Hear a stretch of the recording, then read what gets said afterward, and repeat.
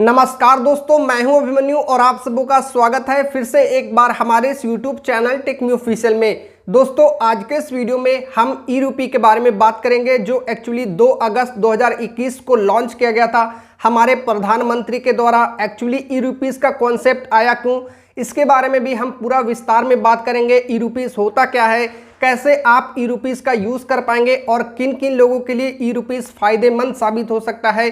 Actually हमारी जो government है, प्रधानमंत्री की जो सरकार है, यानी हम नरेंद्र मोदी की बात करें तो उन्होंने ई रूपीज का कॉन्सेप्ट क्यों लाया इंडिया में, इसके ऊपर में भी हम डिटेल में बात करेंगे। तो वीडियो में आप बने रहिएगा।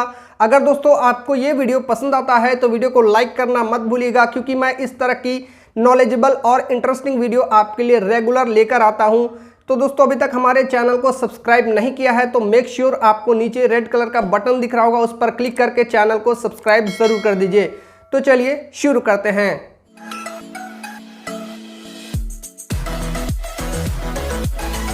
तो आइए अब हम जानते हैं कि ई रूपीज को कब लॉन्च किया गया था। तो मैं आपको बता दूं कि ई रूपीज को 2 अगस्त 2021 को प्रधानमंत्री के द्वारा लॉन्च किया गया था। और ये जो डिजिटल पेमेंट सॉल्यूशन लाया गया, इसको डेवलप करने वाले टीम का नाम था DFS यानी department of finance service, NHA यानी नेशनल हेल्थ अथॉरिटी, और इसके जो पावर्ड करने वाले थे वो NPCI यानी दोस्तों national payment corporation of India. जो कुछ भी ये तय किया गया यानी ई रूपीज को लाया गया, इसको कैसे बिल्ड करना है, क्या क्या चीज़ों को इसके लिए रिक्वायरमेंट है, सब कुछ NPCI के द्वारा यहाँ पे लाया गया, जो कि रिजर्व बैंक ऑफ इंडिया इसके ऊपर काम करती है। तो आइए दोस्तों, अब हम बात करते हैं कि हमारे जो इंडिया के प्रधानमंत्री हैं यानी नरेंद्र मोदी ने ई रूपीज का कॉन्सेप्ट क्यों लाया।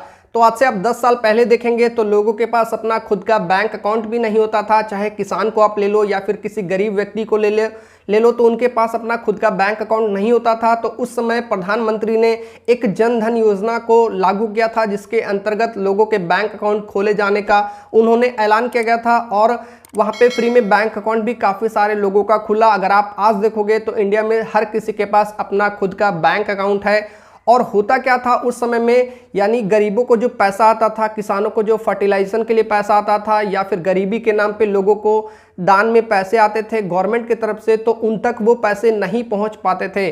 तो आज के मार्केट में आज सारा कुछ ऑनलाइन हो चुका है। तो हमारी इंडियन गवर्नमेंट ने इसी चीज़ों को मद्देनजर रखते हुए ई रूपीज़ को लॉन्च किया। अब ई रूपीज़ कैसे इस चीज़ में फ़ायदेमंद साबित हो सकती है, यानी जो भी इंडियन गवर्नमेंट किसी को भी पैसे देगी तो वो उस तक एकदम डायरेक्टली पहुंचेगा। इसका मैं आपको लाइव प्रूफ भी आपको आज देने वाला हूं। तो यहाँ पे दोस्तों मैं आपको एक एग्जांपल के माध्यम से समझाने की कोशिश करूंगा। सबसे पहले मैं यहाँ पे एक किसान का एग्जांपल लूंगा। जब अनाज उत्पादन करने का समय आता है, उस समय कुछ किसान ऐसे होते हैं जिनके पास बीज को खरीदने का पैसा नहीं होता है, फर्टिलाइजेशन को खरीदने का पैसा नहीं होता है, कुछ लोगों के पास अपना खुद का ज़मीन भी नहीं होता है। तो ऐसे में जो इंडियन गवर्नमेंट है वो उनको फर्टिलाइजेशन के लिए, बीज को खरीदने के लिए, या फिर उनके पास अगर ज़मीन नहीं होता है तो किसी दूसरे के लीज पर ज़मीन भी प्रोवाइड करती है। ऐसे में उनको कुछ पैसे मदद पे भेजे जाते हैं। और कुछ लोग जो गरीबी रेखा में आते हैं उनको महीने के तौर पे पेंशन दिया जाता है। और भी कई सारे ऐसे गवर्नमेंट की स्कीम है जिसके तहत उनको पैसे भेजे जाते हैं। तो ऐसे में अब क्या होगा दोस्तों कि जो पैसा उनको भेजा जाएगा वो एक वाउचर के थ्रू भेजा जाएगा। मान लीजिए एक किसान को 50,000 रुपये भेजे गए उनको कुछ गरीबी मदद में। तो अब वो किसान को अगर पैसे भेजे जाते हैं तो पहले क्या होता था कि बैंक अकाउंट में भेजा जाता था।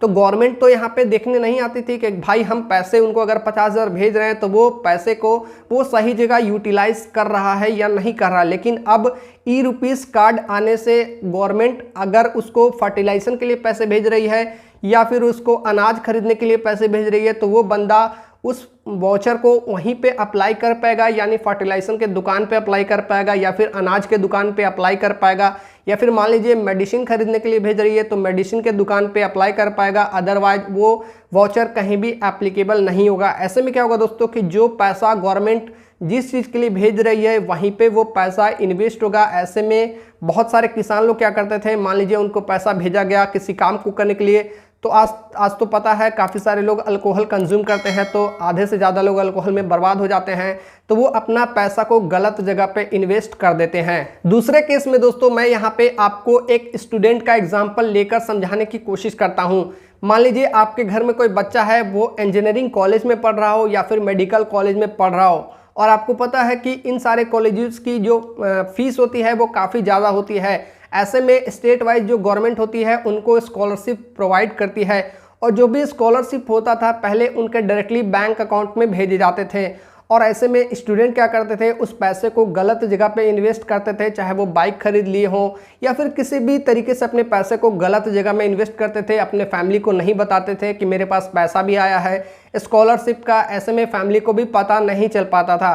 लेकिन आज ई-रुपीज़ के द्वारा अगर गवर्नमेंट आपको स्कॉलरशिप का भी पैसा भेजेगी, तो अगर आपको मान लीजिए कॉलेज में पढ़ रहे हैं, आपको स्कॉलरशिप के नाम पे पैसा भेजा गया है, तो आप उसी कॉलेज में उस वाउचर को रिडीम कर पाएंगे।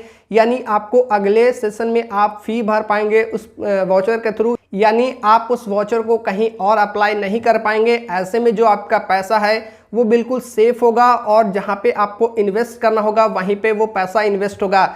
ऐसे में गवर्नमेंट ने काफ़ी अच्छा यहाँ पे बेहतर योजना बनाई है, ताकि ज़्यादा से ज़्यादा लोगों की इससे हेल्प हो सके, और जो पैसा जहाँ पे इन्वेस्ट होना चाहिए वो पैसा वहीं पे इन्वेस्ट होगा। तो आइए दोस्तों, अब हम एक एक करके बात करते हैं ई-रुपी के बेनिफिट के बारे में, चाहे वो कॉरपोरेट में हो, चाहे हॉस्पिटल के सेक्टर में हो, चाहे एंड यूज़र के सेक्टर में हो। हर सेक्टर में हम एक एक करके बात करेंगे।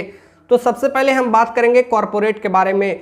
तो दोस्तों, आपने देखा होगा या फिर आपने सुना होगा कि जो भी बंदा कॉरपोरेट में काम करता है तो कभी ना कभी उसको कोई भी वाउचर मिलता है। जैसे कि मैं खुद कॉरपोरेट में काम करता था, तो उस समय मेरे को 5000 का बुक माई शो का वाउचर मिला था। तो उस समय मैं अपने वाउचर को मूवीज़ देखने के लिए यूज़ किया था। लेकिन दोस्तों, अब जो वाउचर आपको मिलेगा, आप अगर कॉरपोरेट में काम करेंगे तो जिस पर्पज़ से आपको वाउचर मिलेगा आप उसी पर्पज़ के लिए यूज़ कर पाएंगे। दूसरे नंबर पे हम देखते हैं कि जो आपको ई-रुपी इशू होगा वो end to end digital transaction होगा, यानी आपको वहाँ पे फिजिकल इशुएंस की कोई भी ज़रूरत नहीं पड़ेगी। तीसरे नंबर पे दोस्तों हम देखेंगे तो यहाँ पे इसको ट्रैक करना काफ़ी ईजी होगा। मान लीजिए कोई कंपनी है, वो अपने 10 एम्प्लॉय को वाउचर प्रोवाइड करती है, तो वो अपने एम्प्लॉय को ट्रैक कर पाएगी कि किस किस ने वाउचर को कब और किस जगह पे यूज़ करा है। तो ये काफ़ी बढ़िया ऑप्शन एक कंपनी दे रही है। चौथे नंबर पे हम देखेंगे, ये बिल्कुल quick, safe and contact lens voucher distribution है। जी हाँ दोस्तों, यहाँ पे आपको कोई भी कांटेक्ट नहीं करना पड़ता है किसी से, बल्कि आपके पास अगर एक फ़ोन हो, चाहे वो छोटा वाला फ़ोन हो चाहे वो बड़ा वाला फ़ोन हो, आपको QR कोड के थ्रू या फिर SMS स्ट्रिंग के थ्रू आपको वाउचर मिल जाते हैं। आपको इसके लिए कोई भी इंटरनेट कनेक्शन की ज़रूरत नहीं पड़ती है, ना ही आपको किसी भी बैंक में अकाउंट होना चाहिए। कोई भी इस तरह की चीज़ों को आपको रिक्वायरमेंट नहीं होता है। बस आपको जहाँ पे भी वाउचर को रिडीम करना है, जाके आप अपना मैसेज वहाँ पे दिखा देंगे तो आपका वाउचर वहाँ पे रिडीम हो जाएगा। उसके बाद दोस्तों चलिए हम यहाँ पे बात करते हैं हॉस्पिटल के सेक्टर में। तो सबसे पहले नंबर 1 पे हम देखते हैं, ईजी भी है और काफ़ी ज़्यादा सिक्योर है। सिक्योर इस पर्पस में है क्योंकि आपको यहाँ पे कोई भी डिटेल्स शेयर नहीं करने पड़ते हैं, यहाँ तक कि आपको अपना नाम भी शेयर नहीं करना पड़ता है। बस आपको मैसेज में जो आपका नंबर मिलता है वही आपको देना होता है, और आपका जो कोड है वो रिडीम हो जाता है। तो काफ़ी ज़्यादा इजी भी है और सिक्योर भी है।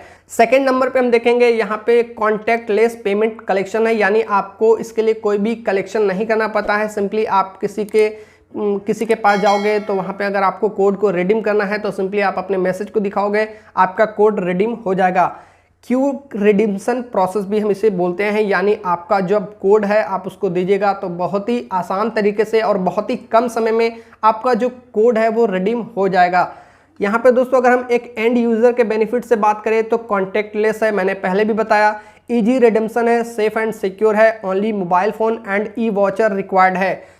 इसके बाद दोस्तों हम देखें तो काफ़ी सारे बैंकों ने आज ई-रुपी को एक्सेप्ट कर लिया है, जैसे कि स्टेट बैंक ऑफ इंडिया है, HDFC बैंक है, एक्सिस बैंक है, पंजाब नेशनल बैंक है, बैंक ऑफ बड़ौदा है, कैनरा बैंक है, इंडसलैंड बैंक है, ICICI बैंक है। ऐसे कई सारे बैंक हैं जो इस चीज़ को अडॉप्ट करते जा। आई होप दोस्तों इस वीडियो को देखने के बाद आपको ये समझ में आ गया होगा कि ई-रुपीज़ हम किसे बोलते हैं, और एक्चुअली ई-रुपी से इंडियन गवर्नमेंट को क्या फ़ायदा हो सकता है, एक कॉरपोरेट सेक्टर को क्या फ़ायदा हो सकता है, एक हॉस्पिटल सिस्टम को क्या फ़ायदा हो सकता है, और एक एंड यूज़र से क्या फ़ायदा हो सकता है। सब कुछ आपको क्लियर हो गया होगा। दोस्तों अगर आपको ये वीडियो पसंद आएगा तो वीडियो को लाइक करना मत भूलिएगा, क्योंकि मुझे काफ़ी ज़्यादा मोटिवेशन मिलता है और मैं आपके लिए वीडियोस को कंटिन्यू बना पाता हूँ। और आपको चैनल को भी सब्सक्राइब कर लेना है। मिलते हैं फिर आपको नेक्स्ट वीडियो में, तब तक के लिए जय हिंद, वंदे मातरम।